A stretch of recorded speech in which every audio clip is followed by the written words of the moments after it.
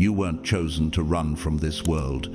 You were set apart to walk right back into it with a different fire in your eyes. You were not preserved to avoid the battle, but to carry a torch through it. While others drown in noise, your silence becomes sacred. While many chase recognition, your reward was revelation. And now, the time has come for your obedience to speak louder than their applause. The true mission was never about the spotlight. It doesn't come wrapped in praise or perfection. It begins when a soul trapped in shadows finally breathes, because your presence reminds them of light. It ignites when someone drowning in silent despair finally hears your voice steady, clear, and battle-worn, because you dared to stand still in the fog when everyone else ran from it. Is it any wonder you've been misunderstood? You've walked through confusion so thick it almost broke you, but it didn't. Why? Because that confusion wasn't meant to defeat you. It was meant to prepare you to lead others through theirs.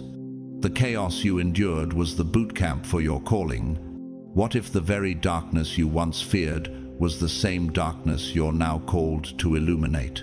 Jesus, in Matthew 8:24-26, was found sleeping in the boat while a violent storm raged. The disciples panicked, but Jesus spoke peace because he was peace.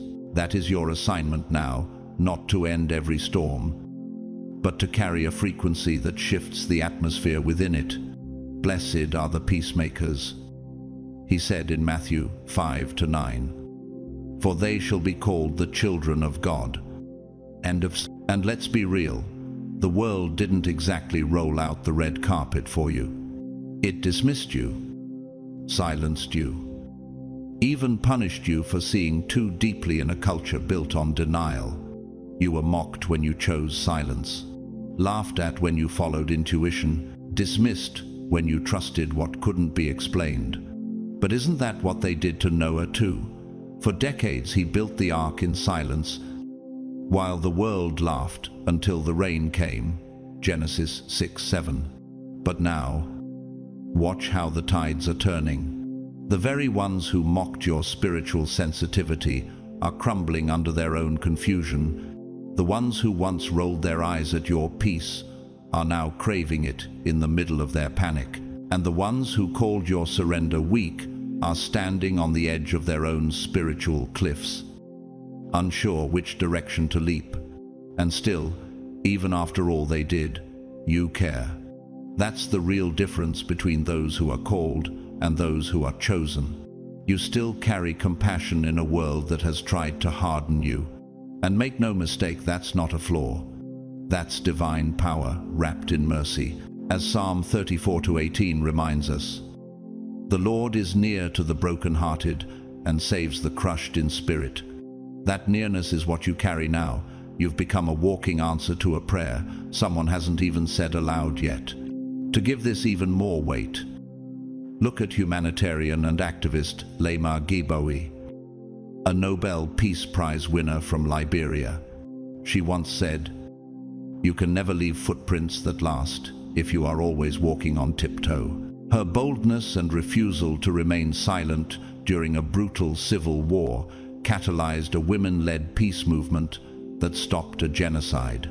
Her courage wasn't born in comfort, it was carved in conflict, just like you. But on the other end of the spectrum, history warns us too. Elizabeth Holmes, once hailed as a visionary in biotechnology, manipulated the world with deception. Her company Theranos promised to revolutionize healthcare, but behind closed doors, it was built on lies. Her downfall was swift and brutal. What does this teach us? Gifting without character is dangerous. Purpose without purity always self-destructs. So now we arrive at a divine filter moment. Just because you were called to love doesn't mean you're called to reconnect. Just because someone returns with words doesn't mean they carry repentance. Some may return with true remorse, but many others come only because the light in you exposes the darkness in them. Discern the difference. In Luke 6:28, Jesus said, "Bless those who curse you. Pray for those who mistreat you." But he never said give everyone access. Even he walked away when a town had no faith. Mark 6:5-6. You're not called to carry people who were never willing to walk. So here's the prophetic charge for the 25th of August. Guard your grace like it's gold. Let your peace be your weapon. Let your discernment speak louder than your desperation.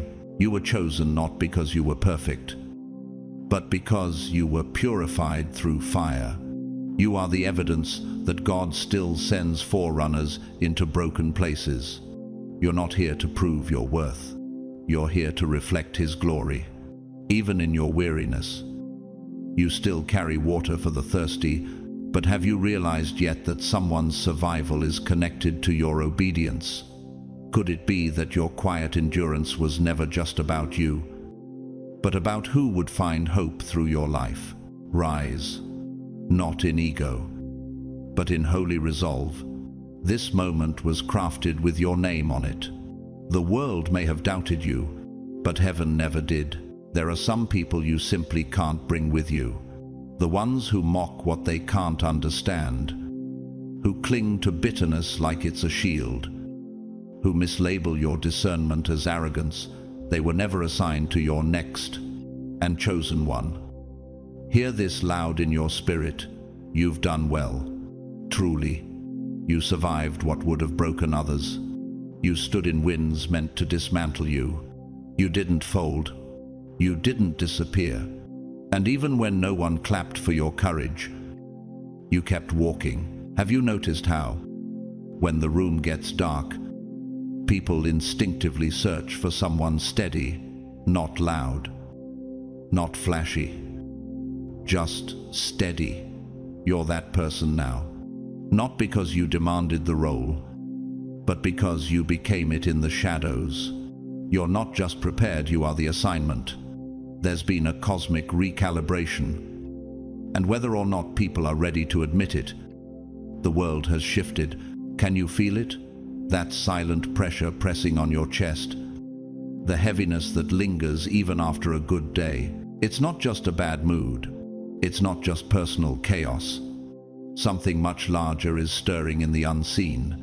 A distortion like static in the spiritual signal has blanketed the earth, twisting clarity into confusion. Globally, people are growing reactive, impatient, erratic.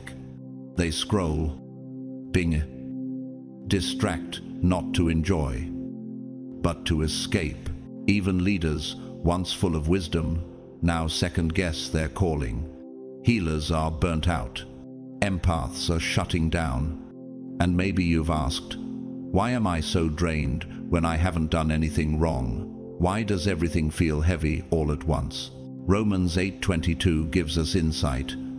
We know that the whole creation has been groaning, as in the pains of childbirth, right up to the present time. What you're feeling isn't weakness, it's the contraction before delivery. The earth isn't breaking, it's birthing. And the pressure you feel is proof that you're positioned near the crowning moment. That's why this isn't the time to shrink. Like the giant sequoia trees of California, some of the largest living organisms on Earth, you've spent years growing deeper instead of wider. These trees only grow when fire sweeps the land, because the heat unlocks their seeds. Your trials were not wasted. They were activation chambers. You were never waiting. You were germinating. So why now? Why this turbulence? Because heaven is calling the silent ones to speak without words. The ones who can walk into a room and recalibrate it with presence alone. Isaiah 30:15 reminds us, "In quietness and in trust shall be your strength." You are not being summoned to fight as the world fights. You're being sent to stabilize atmospheres, to embody peace under pressure. Think of the dove, not often seen as a warrior. Yet when the flood waters ceased, Noah sent a dove to search for land, Genesis 8:8-11, and it was the dove, not the raven, who brought back proof of restoration. It's a reminder. God sends the gentle ones when the chaos settles. In moments like this, when chaos blurs, rolls, and truth trembles under distortion, the Spirit cries for clarity that doesn't scream, it sings. In the German film Silent Light, Stellet Licht, 2007, a Mennonite farmer is torn between duty and desire. The entire film is bathed in silence, in long pauses, in still frames of fields and sky, yet it becomes a powerful parable of quiet repentance and restoration. In one unforgettable sheen, the silence becomes so intense, it feels like a hymn being sung through stillness. That moment doesn't need words because love, grief, and calling are all felt in the space between the sounds. You don't need to shout to be heard. You are the hymn now. The ones assigned to your voice will hear it even in silence. And perhaps the most important question of all, if not you, then who? If not now, then when? Could it be that everything you've endured was not punishment but preparation? 1 Peter 2-9 says, "You are a chosen people, a royal priesthood, a holy nation, God's special possession, that you may declare the praises of Him who called you out of darkness into His wonderful light." That light isn't something you carry, it's something you are. So now, chosen one, it's time. Not next week, not when things feel stable again. Right now, the world needs frequency holders, not fame seekers. People who can reset spiritual gravity in spaces where everything feels off-kilter. You've been trained in hidden places. You've been taught in the fires no one saw. You were sculpted in silence, so your presence could become a trumpet. Don't wait for the world to hand you a microphone.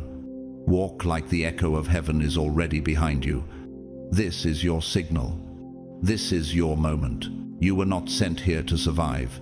You were sent here to shift. You were not born for comfort. You were born to carry fire into cold places. So, rise. Rise not with noise, but with weight. Let your stillness interrupt the chaos.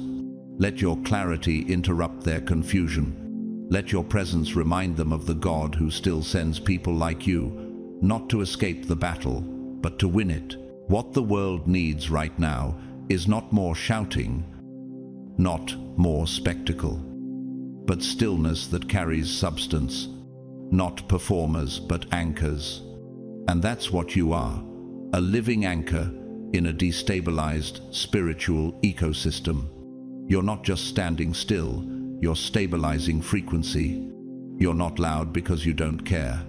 You're quiet because you've been internally recalibrated. In the architecture of heaven, you are a load-bearing beam positioned in such a way that, if you move, the structure around you begins to fracture. That's why your presence in certain spaces feels so heavy, because without saying a word, you are holding up foundations others don't even realize are crumbling.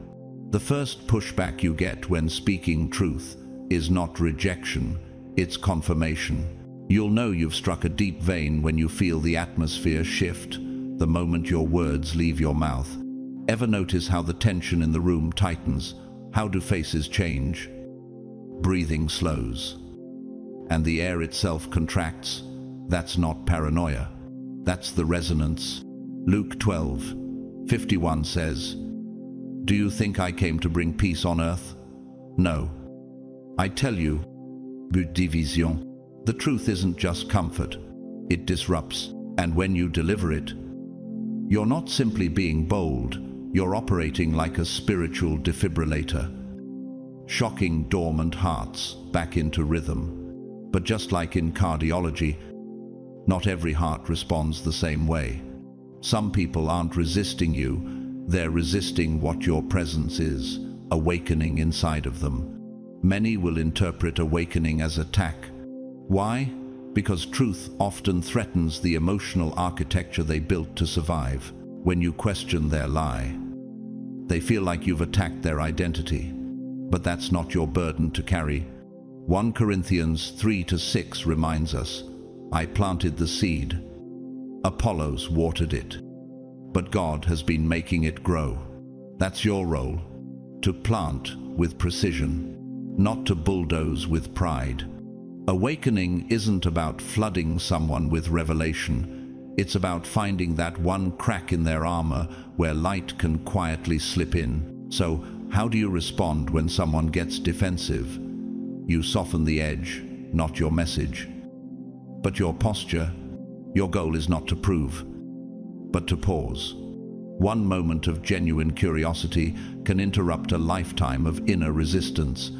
A single sentence, gently offered, can open a shadow long enough for it to start unraveling. I'm not trying to change your mind. I'm just noticing the reaction. What do you think that's really about? That's not manipulation. That's mastery. And mastery is not about dominance. It's about knowing when to plant and when to walk away.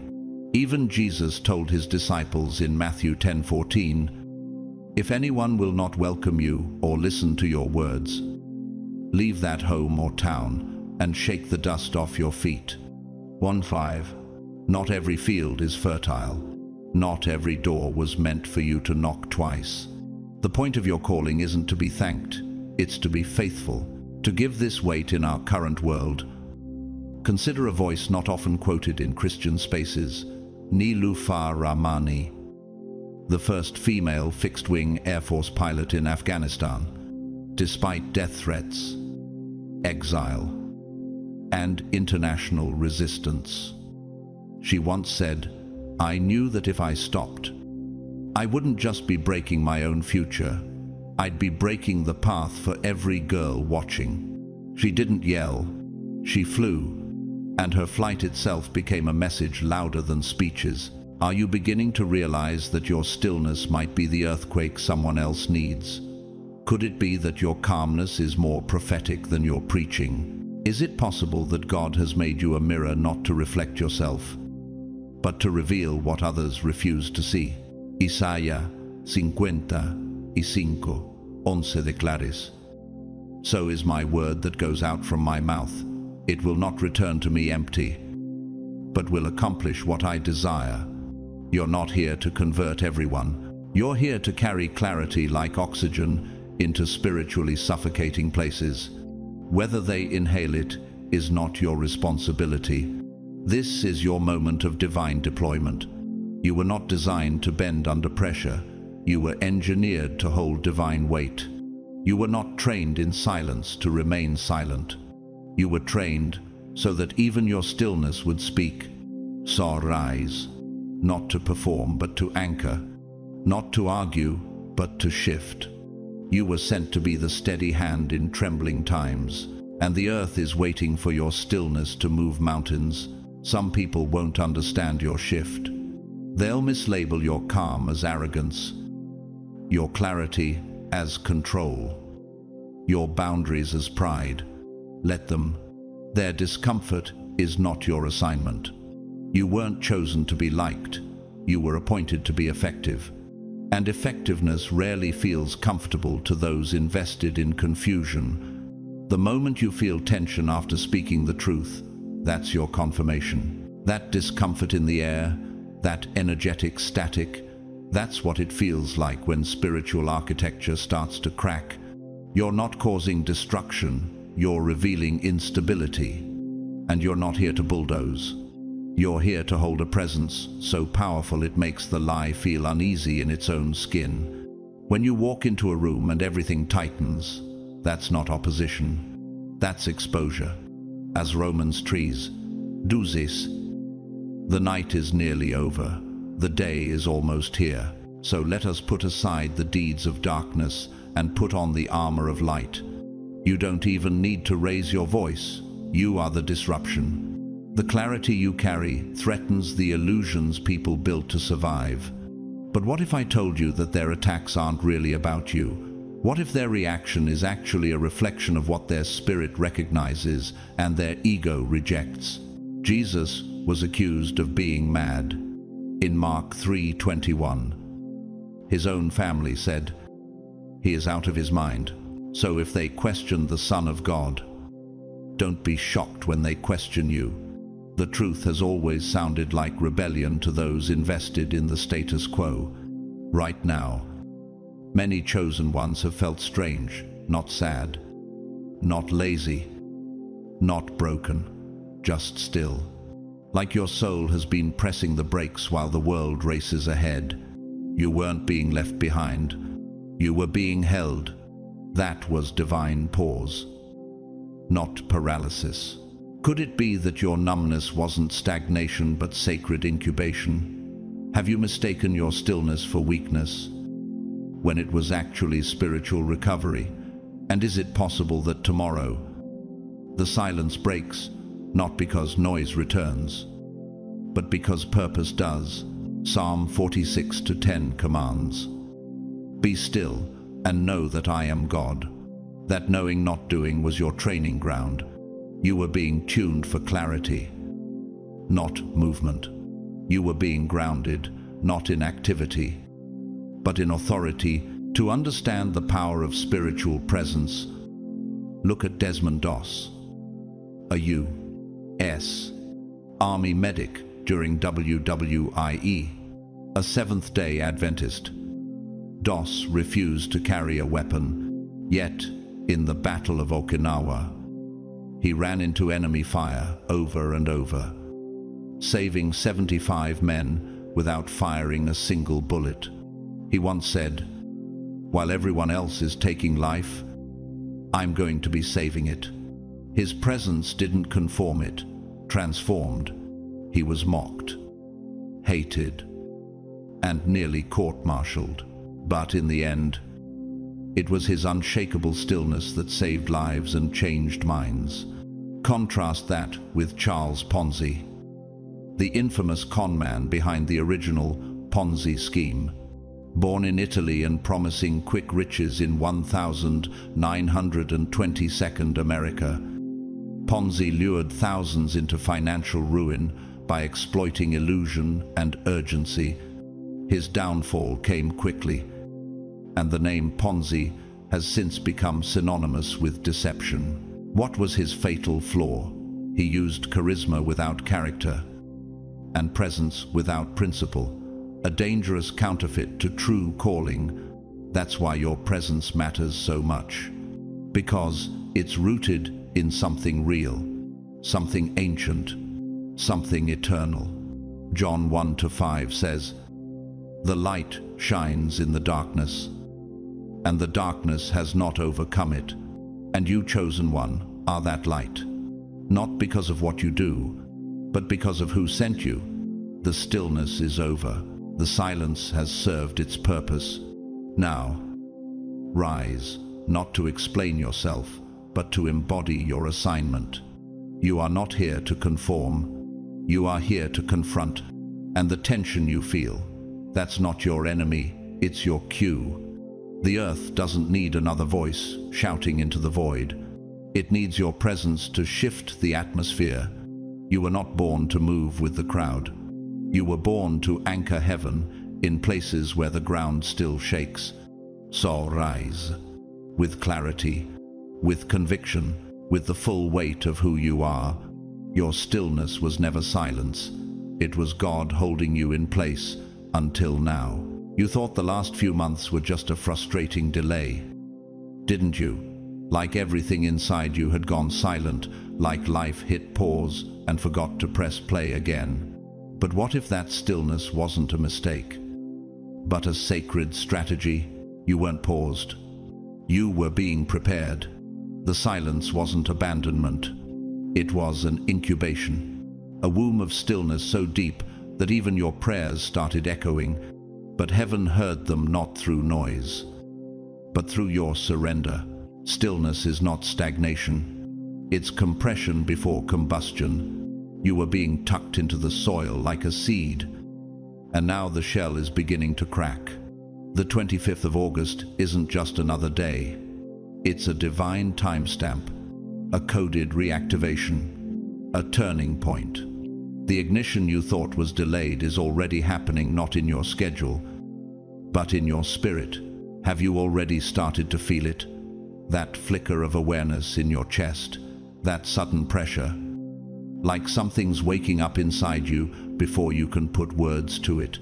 Could it be that what you're feeling isn't anxiety, but acceleration? Romans 8:11 says, "If the spirit of him who raised Jesus from the dead dwells in you, he who raised Christ from the dead will also give life to your mortal bodies." This is the Spirit's quickening a divine voltage running through your system. It might show up as a burst of energy after weeks of exhaustion, or an unexplained urgency to shift direction, build something, say something, or leave something behind. The signal will be subtle, but it will be undeniable, like the soft cracking of ice before it breaks apart in spring. Others might not hear it, but you will. Because the signal was never meant for the crowd, it was sent to those who've been in divine hibernation. And in nature, there is a creature that mirrors this moment with eerie precision: the tardigrade, also known as the water bear, one of the smallest but most indestructible organisms on Earth. It can survive radiation, freezing, boiling, even the vacuum of space. But it doesn't survive by fighting, it survives by pausing. When environments become too hostile, it enters a state of suspended animation, waiting patiently for conditions to shift, and when they do, it reawakens fully intact, fully ready. You've been like that, not dead, not broken, but hidden in holy preservation. And now, the spiritual climate has shifted, and your inner system knows it's time. In Luke 1:41, the moment Mary greets Elizabeth, the baby leaped in her womb, and Elizabeth was filled with the Holy Spirit. This is that kind of moment when something you've been carrying in silence leaps suddenly with recognition. To understand the sacred tension between stillness and power, look at a rarely referenced masterpiece, the 2018 Polish film Corpus Christi, Boże Ciało, based on a true story. It follows a young ex-convict who impersonates a priest and ends up changing an entire village. In one unforgettable scene, he simply stands in silence in front of a grieving family. No sermons, no shouts, just presence. And in that quiet moment, the village begins to heal, because sometimes God uses the unqualified and the still to ignite transformation. Isn't that the exact kind of moment you've been sensing? Not loud, not obvious, but soul shaking. 1 Kings 19:12 reminds us, "After the earthquake came a fire, but the Lord was not in the fire. And after the fire came a gentle whisper." That whisper is your signal. Don't miss it waiting for a shout. You're not feeling strange for no reason. You're not restless by accident. The inner pulses are divine instructions, gentle but precise. The ones who are still asleep won't notice them. But you're not everyone. You've been consecrated in secret for an assignment that begins now.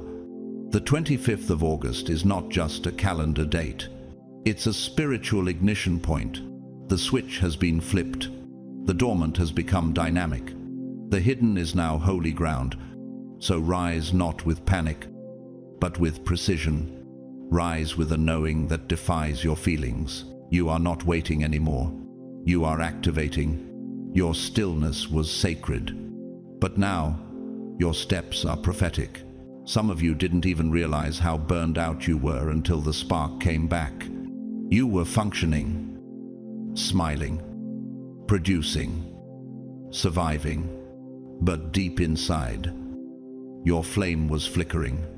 And now, something has reignited. But here's the thing about true clarity. It doesn't always shout. Sometimes it just refuses to let you settle. It won't let you numb yourself into the life you've outgrown. If tomorrow feels different, don't resist it.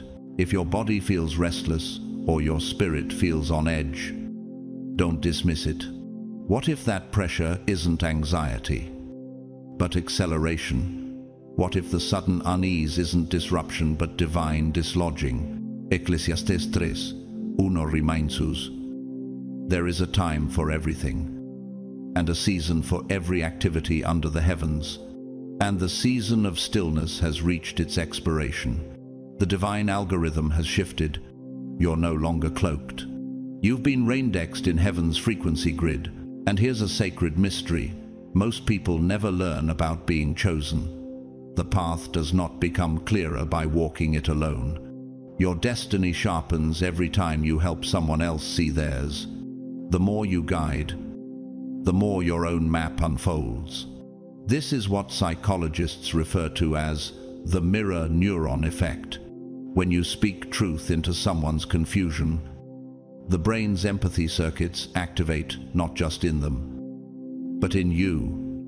In spiritual terms, it's a divine feedback loop. It's heaven's algorithm for expansion. Give, and it shall be given unto you. Luke 6:38. But in this case, you're giving clarity and receiving deeper clarity in return. You thought your purpose was only about protecting your own energy, managing your healing, and figuring out your next steps in silence. And, yes, that was part of the preparation. But now, something deeper is being activated. You were not just chosen to survive. You were chosen to reflect, and reflection sharpens your vision. Have you been waiting for perfect clarity before taking action? Could it be that what you seek will only come as you help someone else find their way? What if your next step isn't found in isolation, but in the act of illumination? And is it possible that every time you guide someone else, you're guiding yourself home? Proverbs 11:25 declares, whoever refreshes others will be refreshed. Every time you spark awakening in someone else, a dimension of your own soul gets recalibrated. It's like your internal lens gets refocused. Your mission isn't solidified by perfection, it's refined through service. Sister Gerard Fernandez, a Catholic nun from Singapore who ministered to 18 death row inmates over 4 decades, including one of the country's most notorious killers. She didn't wait until she had all the answers. She simply showed up, listened, and shared grace.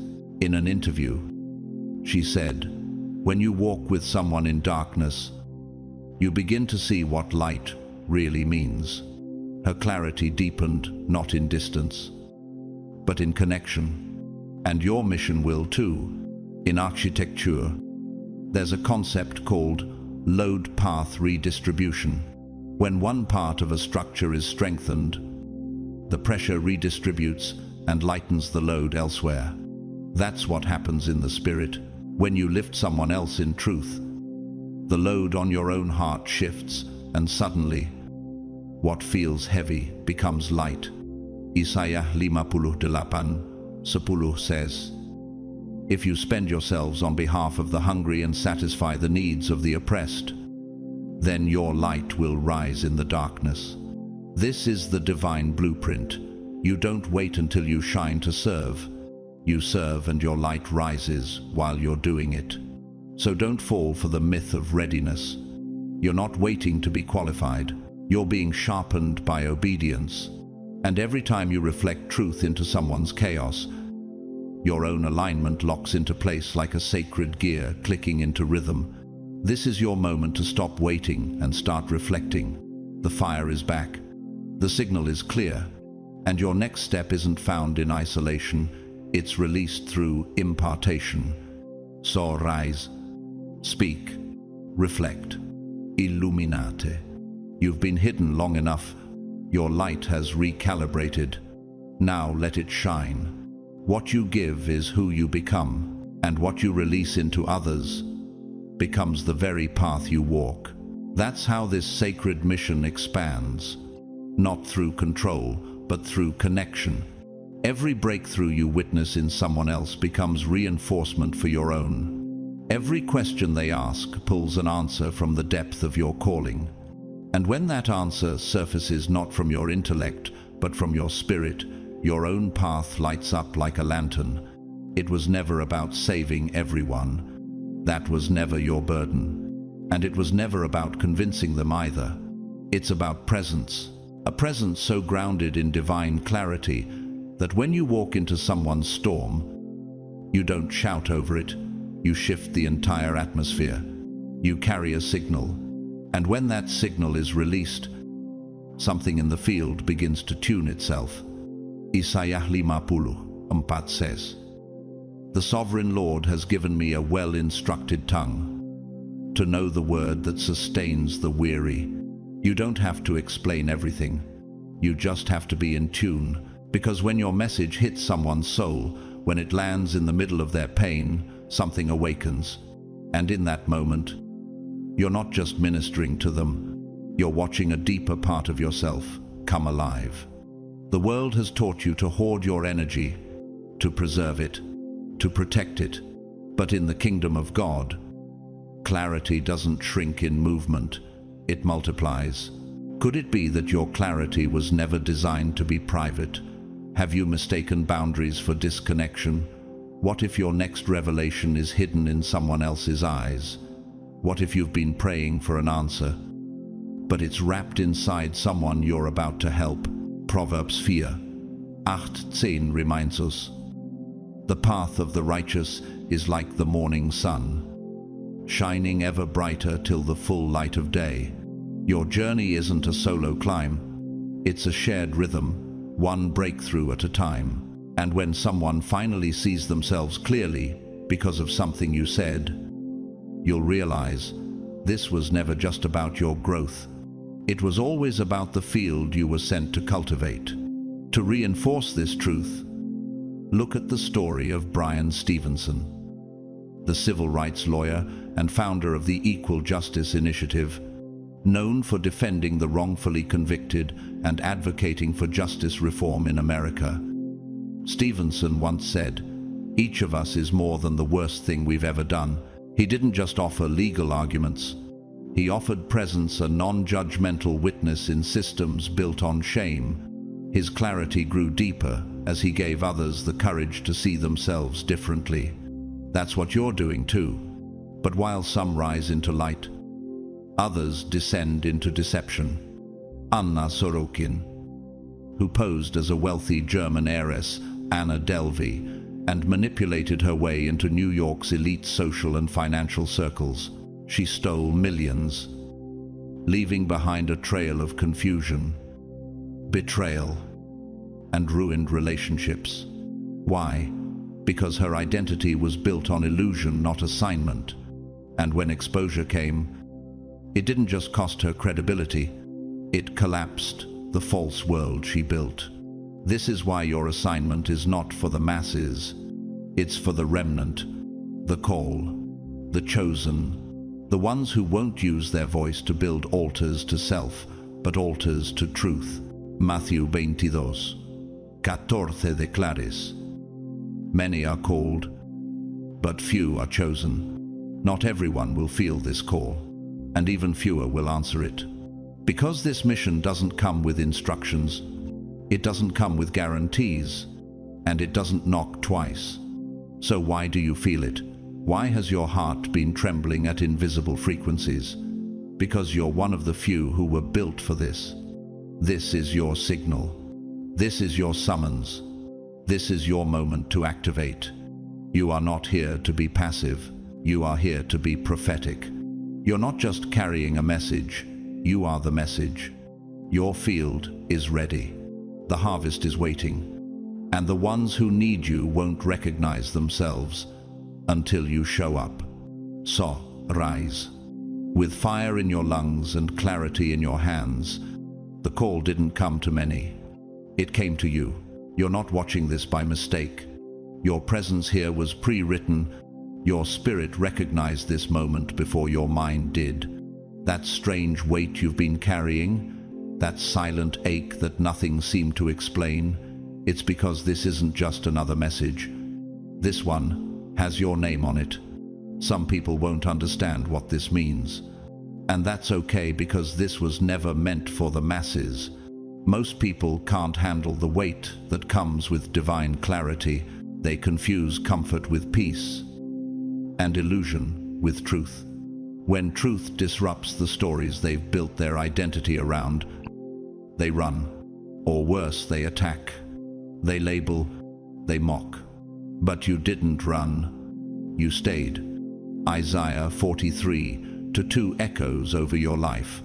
When you pass through the waters, I will be with you. When you walk through the fire, you will not be burned. And the fire didn't consume you, it commissioned you. You were chosen for this not because you were perfect, but because you were preserved. Others saw the storm and turned back. You walked through it, not with a sword in your hand, but with your heart wide open. That's why your presence carries weight now, because you didn't just survive, you absorbed wisdom in the shadows. And you didn't let it make you bitter, you let it make you better. The world teaches people to avoid the shadows, but some are called to walk through them, not to get lost, but to carry light into places others fear to enter. You've stood in emotional tombs others pretended didn't exist, and still, your faith flickered not out, but alive. Psalm 18:28 says, "You, Lord, keep my lamp burning. My God turns my darkness into light." Amatunes. That's why your life never seemed to fit the mold. Why you couldn't relate to the timelines others obsessed over. Why your nights felt longer and your burdens heavier. What felt like isolation was actually consecration. You weren't being forgotten, you were being formed. Have you ever wondered why your process had no blueprint? Why did your deepest breakthroughs come in silence, not spotlight? Why did your wisdom seem to scare people more than your mistakes ever did? Could it be that God was preparing you to carry what others collapse under? In the natural world, there's a tree known as the welwitschia. Found only in the Namib desert, it looks ancient, almost alien, and it only grows 2 leaves in its entire life. But those 2 leaves never stop growing in the driest, most hostile conditions. It continues adapting, enduring, thriving. Most wouldn't even notice it, but it's one of the most resilient living organisms on Earth. You've been like that, quiet, overlooked, but rooted in hostile soil with a purpose no drought could kill. And still, you rose. You see, the mission you've been entrusted with doesn't come with fanfare. It doesn't seek followers. It seeks obedience. God isn't asking you to be impressive. He's asking you to be faithful, because someone will cross your path who doesn't need a sermon. They need a safe space. And that's what you carry. Romans 8:18 says, "I consider that our present sufferings are not worth comparing with the glory that will be revealed in us." That glory doesn't arrive all at once. It's revealed slowly through the lives you touch. This calling doesn't scream. It whispers. It nudges. It waits. And only those with ears to hear will feel it ignite. And if you're still wondering if this really applies to you, just ask yourself this: why haven't you given up yet? Why? Despite the silence, the loneliness, the resistance, does something in you still feel called? Because you are. There's a chilling moment in the Swedish Christian film As It Is in Heaven, 2004, where the main character, a gifted conductor, collapses in physical pain, just as his choir finally sings in perfect harmony. Beauty costs him everything. But in that final scene, his heart breaks open, not because of tragedy, but because of fulfilled purpose. His death wasn't the end.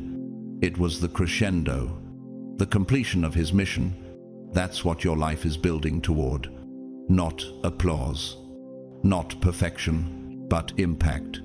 A moment when someone breathes again, because you held space.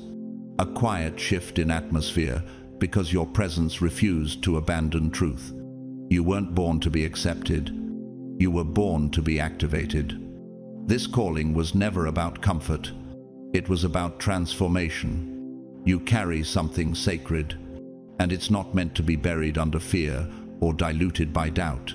So rise, not because you're ready, but because it's time. The shadows you walked through are behind you now, and the field ahead is waiting for your light. Being chosen has rarely felt like a celebration for you. It feels more like a weight, like carrying a sacred assignment no one explained, in a language only your soul could recognize. But what felt like heaviness is about to feel like alignment. The shift begins, not next year, not next week, but tomorrow.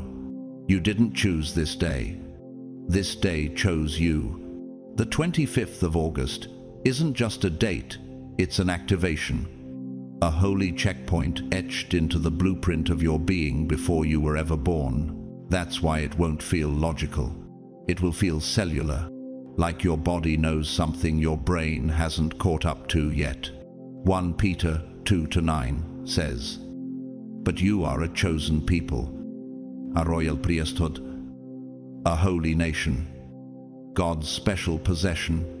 Chosen doesn't always mean comfortable, but it always means purpose. The outside world won't look different. The sun will rise, as it always does. The internet will continue to argue. People will sip coffee and scroll endlessly through their distractions. But something in you will feel tilted, not in panic, not in fear, but as if the inner compass you thought was broken just recalibrated mid-step. What if the pulse you feel in your chest tomorrow isn't random? What if the surreal awareness, the heat behind your eyes, the breath that catches for no reason isn't a glitch, but a signal? Could it be that a spiritual tuning fork built into your timeline is ringing? And what happens when a soul finally vibrates at the frequency of its assignment? Salm 139:16 declares, "All the days ordained for me were written in your book before one of them came to be." This isn't a coincidence. This is a convergence. The timing isn't late, it's divine. In quantum mechanics, there's a phenomenon called quantum entanglement, when two particles become so deeply linked that the state of one instantly influences the state of the other, no matter how far apart they are. This is how your spirit has always related to divine moments, not through linear time, but through resonance. This is one of those moments. And here's what makes it wild. This isn't a beginning. This is a return. You've been here before. Not with memory, but with recognition. Moments like this were scattered across your life like celestial breadcrumbs, meant not to make sense, but to wake up a dimension of you that's been dormant. Luke 24:32 recalls the moment after Jesus walked with the disciples on the road to Emmaus. Were not our hearts burning within us while he talked with us on the road and opened the scriptures to us? That's the sensation many will ignore tomorrow, but not you, because you'll feel it. You've spent years trying to figure out why certain days made no sense logically, but changed you energetically. That was never a coincidence. Those were check-ins, hidden doors built into time. Heaven's architecture isn't based on clocks, it's based on codes. And deep down, haven't you always known that some moments were designed to find you, not be planned by you? To solidify this truth, think of Sister Norma Pimentel, a Catholic nun and humanitarian leader who has overseen one of the largest border humanitarian efforts in the United States.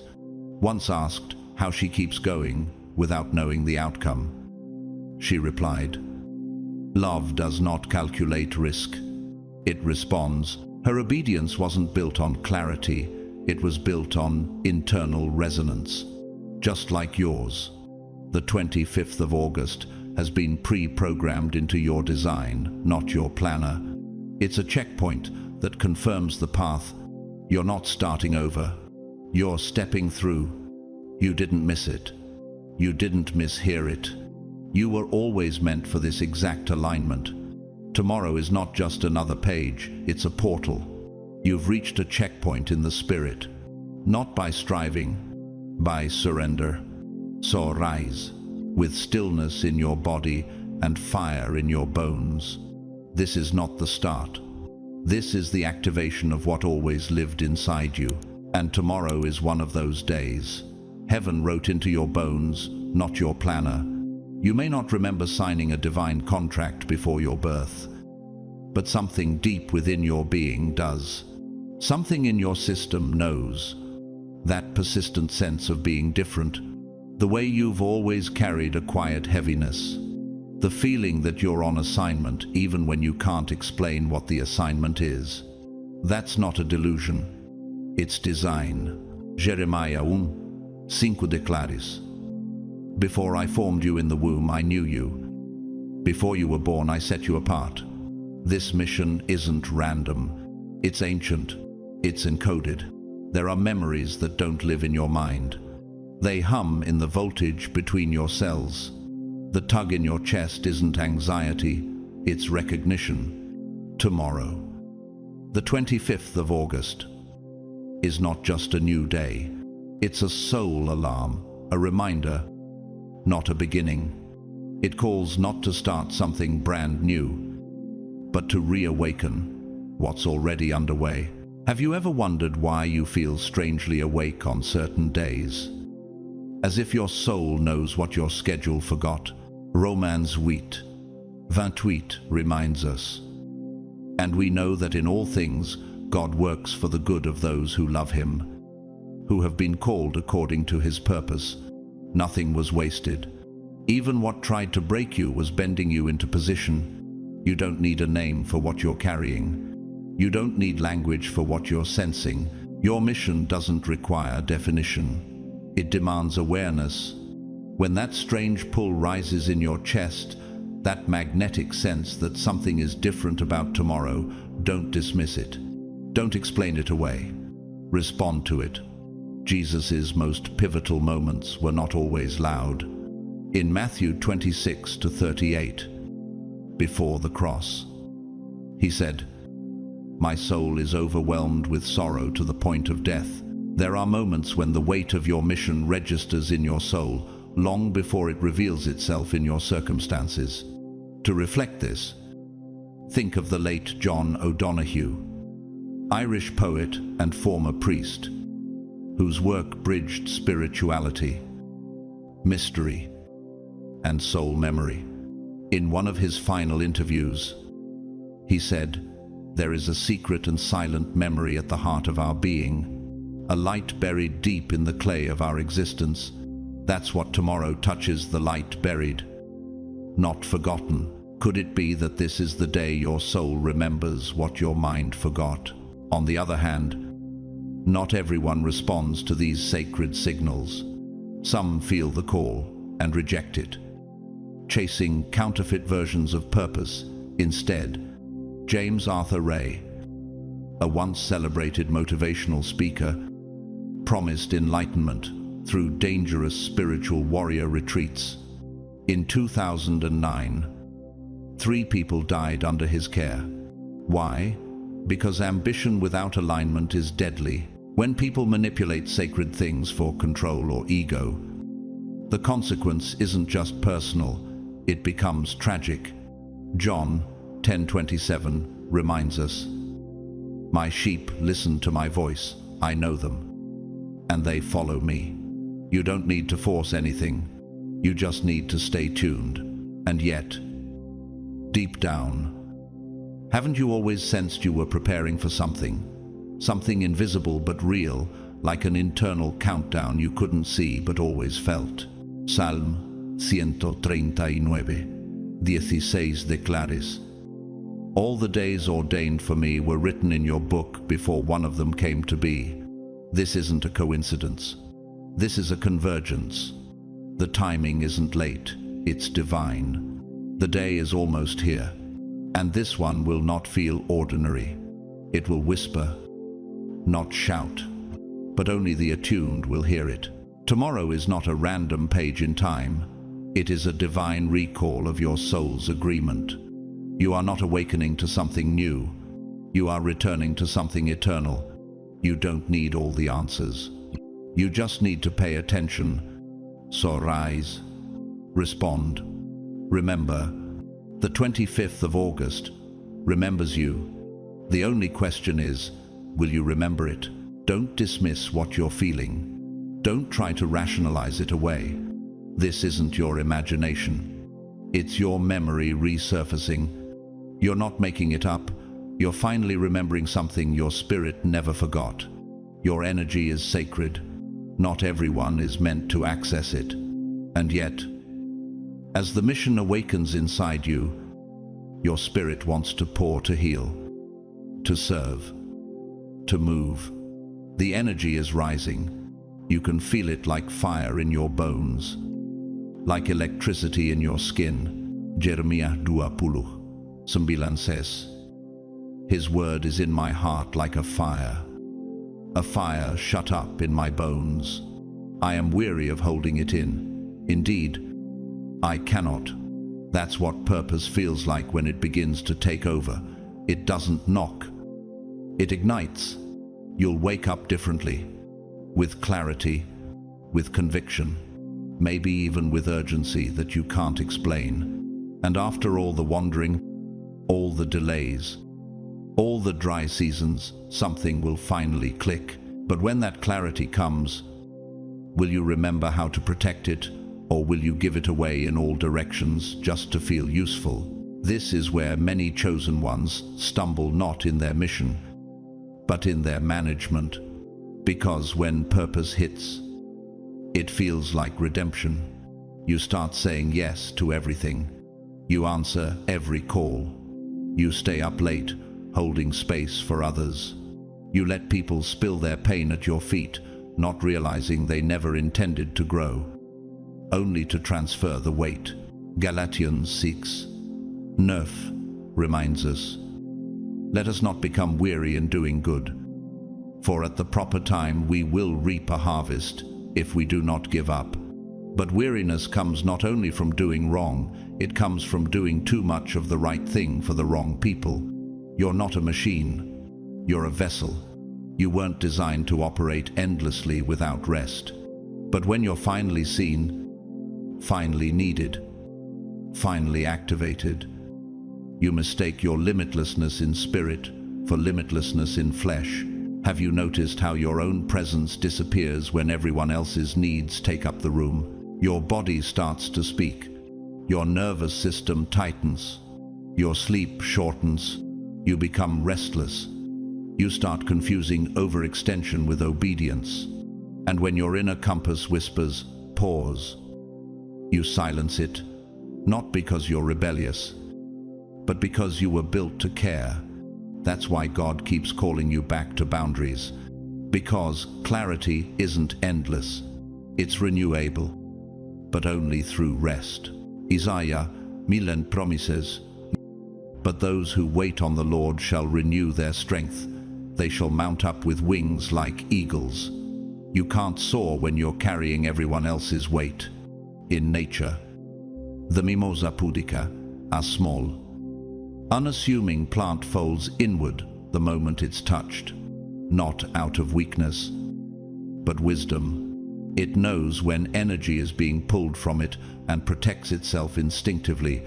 You, too, must learn when to fold inward before depletion disguises itself as duty. There's a haunting moment in the Italian film, The Great Beauty, La Grande Bellezza, 2013, where the main character, after decades of noise, fame, and distraction, sits in stillness and whispers, "This is how it always ends, with death." But first, there was life, hidden under the blah. He had poured endlessly into empty crowds, and in the end, found himself hollow. But how many times have you felt that same emptiness after overgiving and called it progress. This is your warning. Don't let the beauty of your calling bury you under the performance of it. You were not chosen to be everything to everyone. You were chosen to be obedient to the one. And even Jesus, when the crowds pressed in, withdrew to desolate places to pray. Luke 5:16. Not because he didn't care, but because he knew the difference between being sent and being summoned. This is the moment where purpose meets wisdom, where fire must be paired with focus. Yes, you were made to heal. Yes, you were born to carry light, but not at the cost of your own soul. So rise, not just with fire, but with rhythm, not just with passion, but with protection. The mission is rising, and so must your discernment. You're a vessel not just of light, but of divine architecture. And like any sacred container, if the interior structure isn't reinforced, pressure from within will find its way out. Even the most radiant carriers of light, those who pour, guide, speak, and intercede, can fracture if maintenance is neglected. The world often applauds your giving, but rarely asks about your capacity. That's why burnout doesn't always arrive like a thunderclap. It seeps in through hairline fractures in your soul. It doesn't announce itself with grand alarms. It whispers through your nervous system. Shorter patience, longer recovery, unclear direction, and a creeping sense of fatigue that no sleep seems to cure.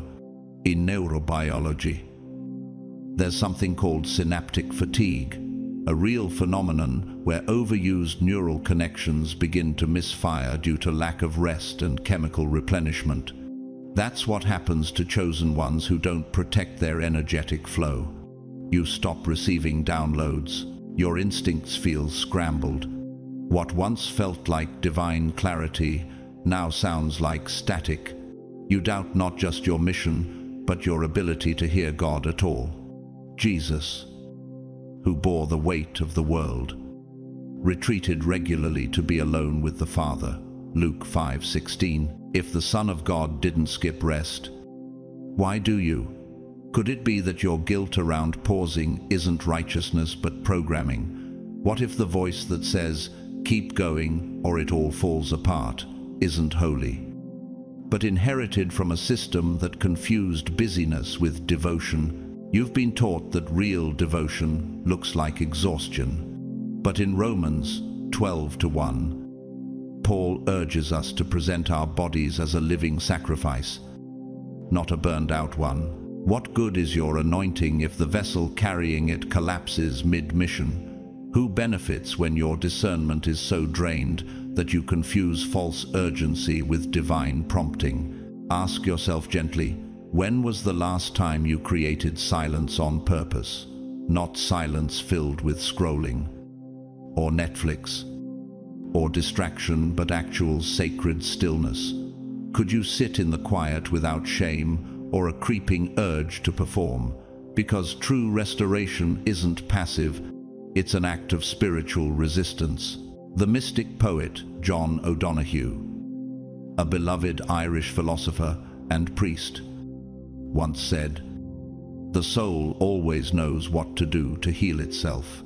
The challenge is to silence the mind." His words echo a truth we rarely embrace. Clarity doesn't just come through action. It is sustained by intentional stillness. That's what God was teaching Elijah on Mount Horeb, not in the earthquake, not in the fire, but in the still small voice. 1 Kings 19:12. The 25th of August isn't calling you into a sprint. It's inviting you into spiritual precision. Like an athlete entering the calm just before the championship match, the moment where heart beats slow and breath becomes focused. You are being summoned not to move more, but to move smarter. This moment requires regulation, not reaction. The kingdom of heaven doesn't just reward those who serve it, empowers those who sustain. Hebrews 4:9 reminds us, there remains Then, a Sabbath rest for the people of God. You cannot bear fruit endlessly without nourishing your roots. Even the tree of life in Revelation 22:2 yields fruit, monthly, not constantly. Why do you expect yourself to produce endlessly without intentional rhythm? This next chapter will not require more effort. It will demand more alignment, not just outward obedience, but inward equilibrium. Your strength in this season will come not from saying yes to everything, but from learning when to withdraw with intention. Jesus said in Mark 6:31, "Come with me by yourselves to a quiet place and get some rest." This was not a suggestion, it was strategy, a divine one. You are not fragile because you need rest. You are wise because you honor the laws of divine energy. In quantum resonance theory, two frequencies can amplify each other only when they are both fully intact. The same applies to you and your mission. When your internal rhythm aligns with heaven's frequency, your influence multiplies without depletion. So, protect the temple. Guard the frequency.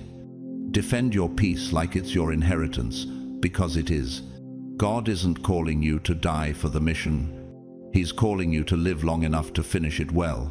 That requires rest, that is active, intentional, and fiercely protected. This isn't about stepping back.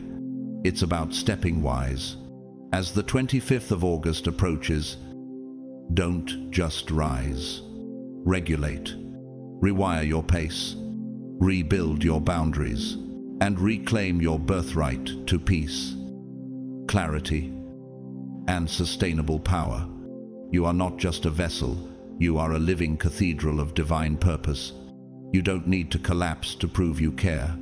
You were built not just to burn bright, but to burn long. Guard the flame. Step into the 25th of August, not as a martyr, but as a mature force. This time, don't just serve the mission, sustain it.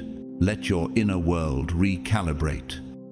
Not because it's optional, but because it's essential for your spiritual longevity, your system, body, soul.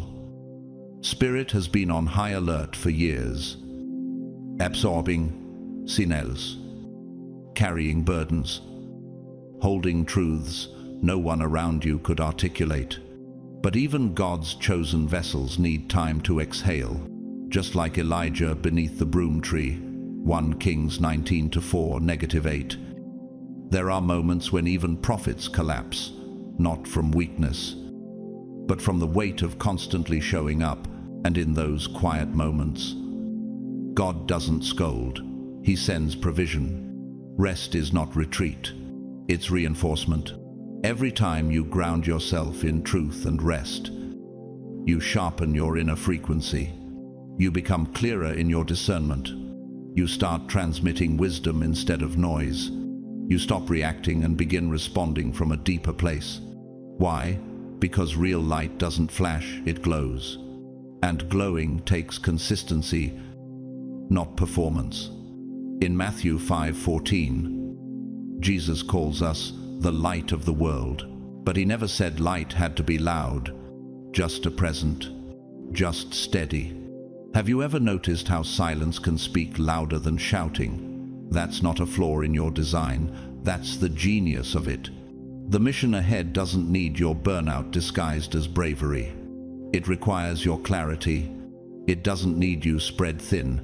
It needs you sharpened like a blade, used for purpose, not performance. You are not here to become everything to everyone. You're here to become exactly what's needed at the precise moment it matters most. Author and humanitarian Jean Vanier, founder of the L'Arche, Communities for People with Disabilities, once said, "We are not called to do extraordinary things, but to do ordinary things with extraordinary love." His life, lived quietly in service to the marginalized, shaped global compassion, not by noise, but by faithfulness. This is the kind of impact that doesn't show up in headlines, but transforms generations. But let's be honest, there's a reason so few walk this path. Many start with passion, but abandon the process when it stops feeling exciting. It's the same pattern that made Judas betray Jesus, not from ignorance, but from impatience with a mission that didn't unfold the way he expected. Luke 22:3-6. Judas wanted fireworks. What he got was surrender. He exchanged eternal purpose for temporary power, and in the end, it cost him everything. And that's the warning hidden inside this word. Not every moment will feel like a calling. There won't be music swelling in the background to tell you, this is the moment. Some of the most world-shifting choices will feel ordinary, even invisible. But heaven notices, and eternity records it. The 25th of August is the spark. It's the divine invitation. But what comes after that's the fire. That's the long obedience, the devotion in secret, the resilience in silence, the sacred flicker of belief when no one else claps. Because the true mission isn't built on mountaintop moments. It's built in the mundane, Monday, the moments no one but God sees.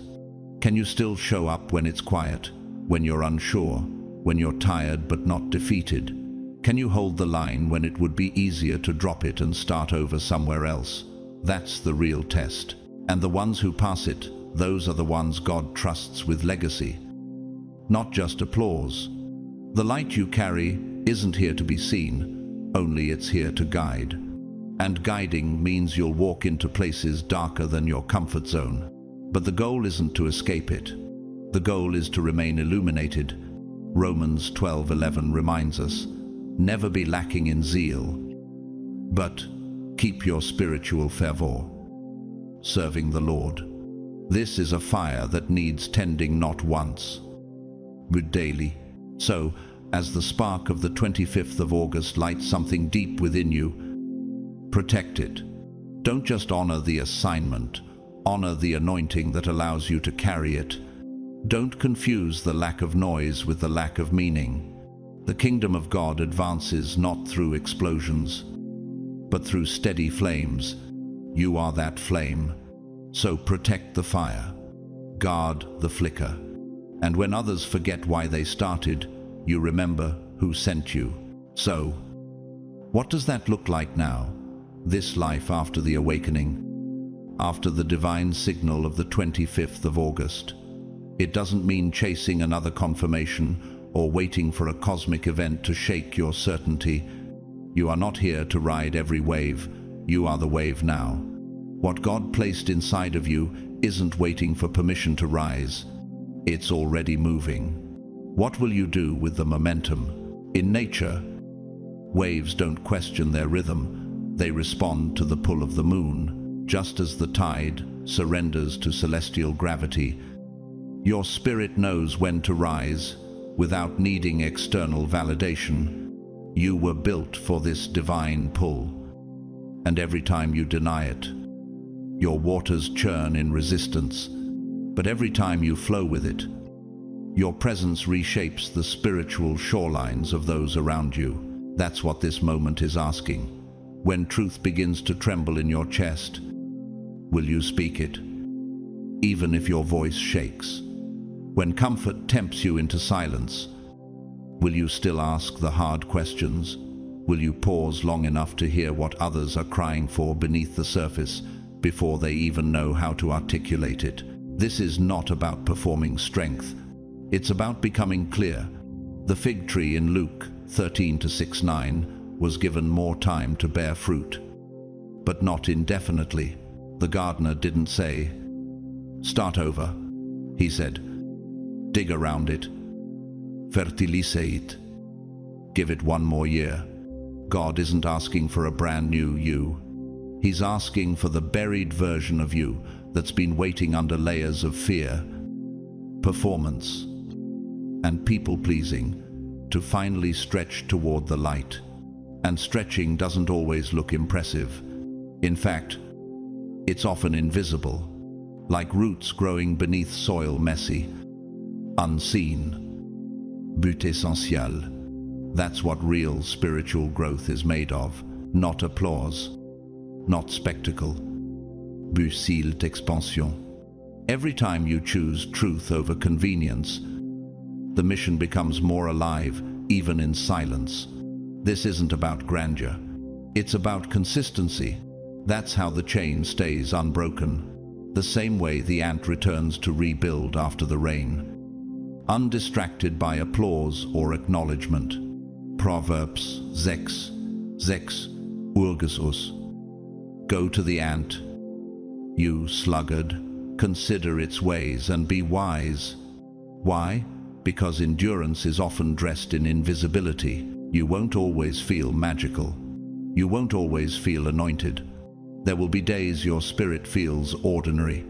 But purpose doesn't need to feel poetic to be prophetic. Readiness is not a heavenly prerequisite. It's a myth dressed as perfectionism.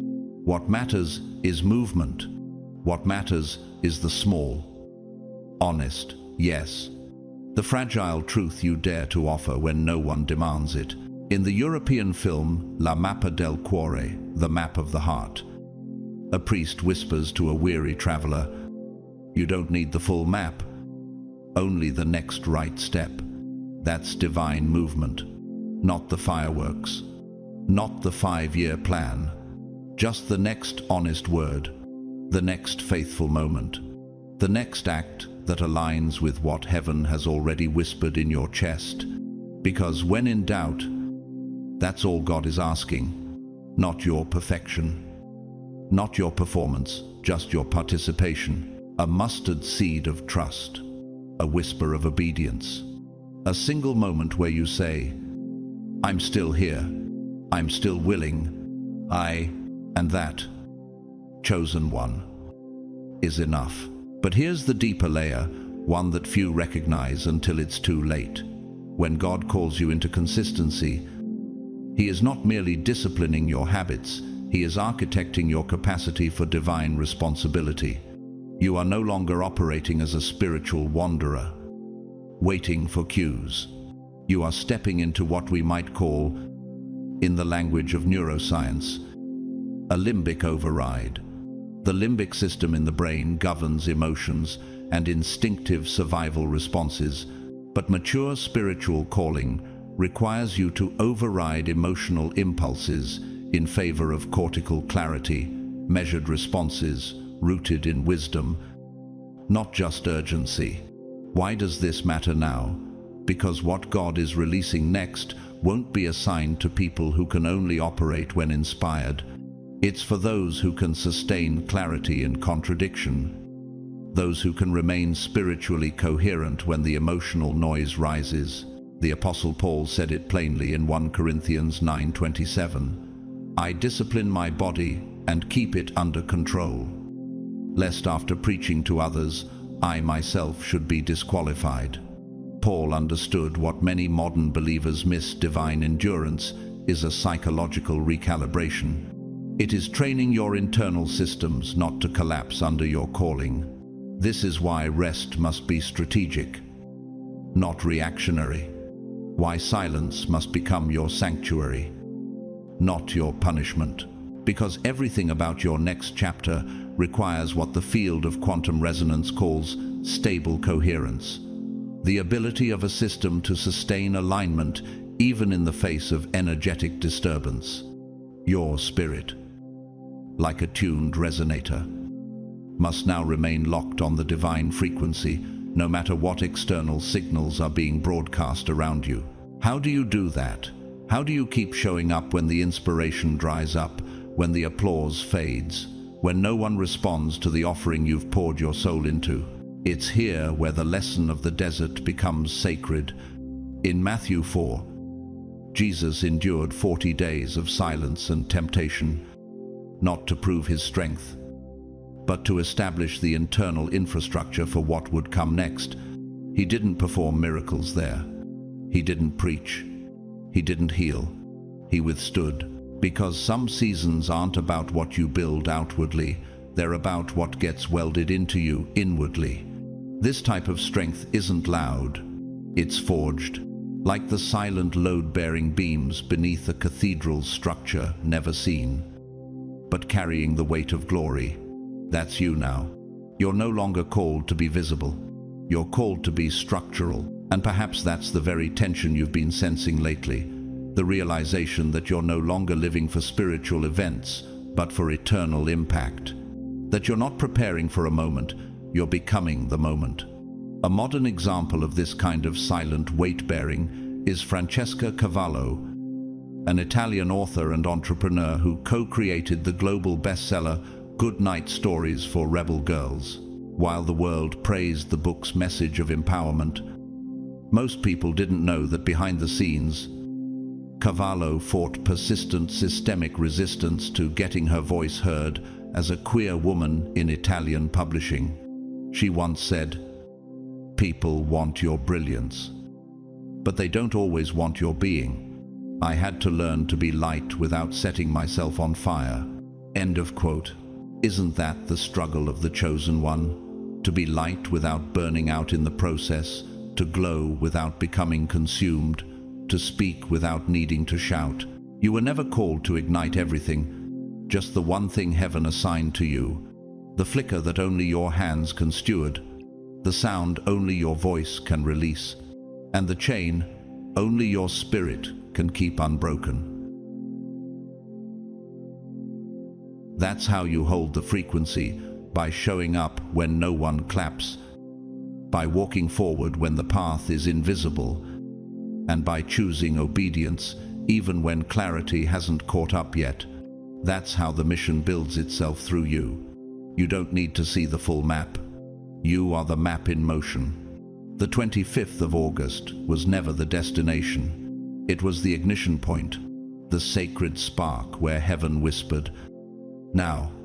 And for the first time, your spirit whispered back, "I'm ready." And you actually believed it. If this message resonated deep in your soul, if something inside you stirred, then this wasn't just a video, it was a divine appointment. I invite you to like, comment, and share this with someone who needs a reminder of the mission breathing through them. Your words in the comment section might be the exact confirmation someone else is praying for right now. And if you haven't already, make sure to subscribe so you never miss a moment like this, because this isn't just content. It's a call to awaken. To those who have supported the channel through super thanks, thank you from the depths of my heart. But even if you simply watched, sat in silence, or whispered amen under your breath, your presence here matters more than you know. Until we meet again, may you walk boldly in clarity, rest fully in peace, and rise daily in purpose. You're not just holding the mission, you are the mission. God bless you.